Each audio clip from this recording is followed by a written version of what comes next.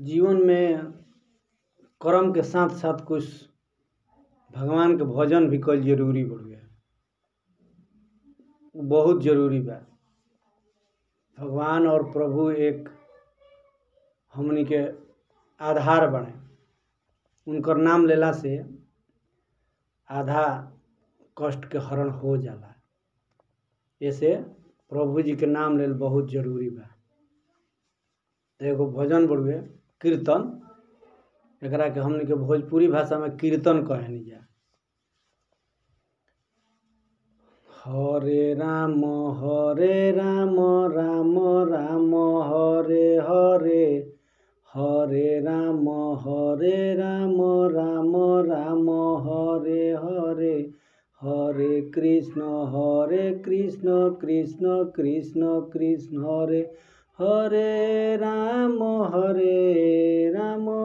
राम हरे हरे, राम हरे हरे कृष्ण कृष्ण कृष्ण हरे हरे, हरे राम राम हरे हरे कृष्ण कृष्ण हरे हरे, राम हरे हरे कृष्ण कृष्ण कृष्ण हरे हरे, हरे राम राम हरे हरे, राम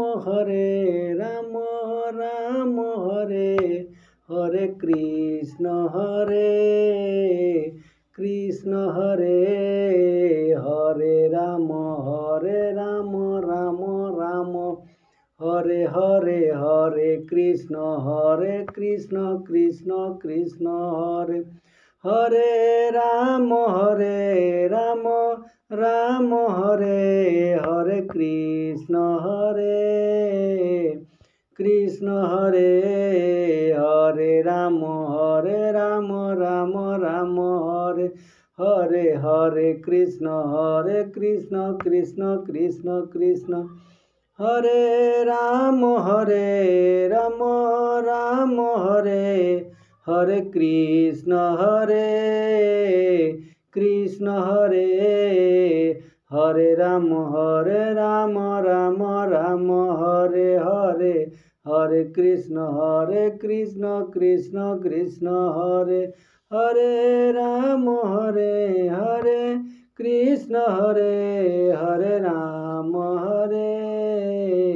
हरे राम हरे। जय श्री राम, जय प्रभु जी।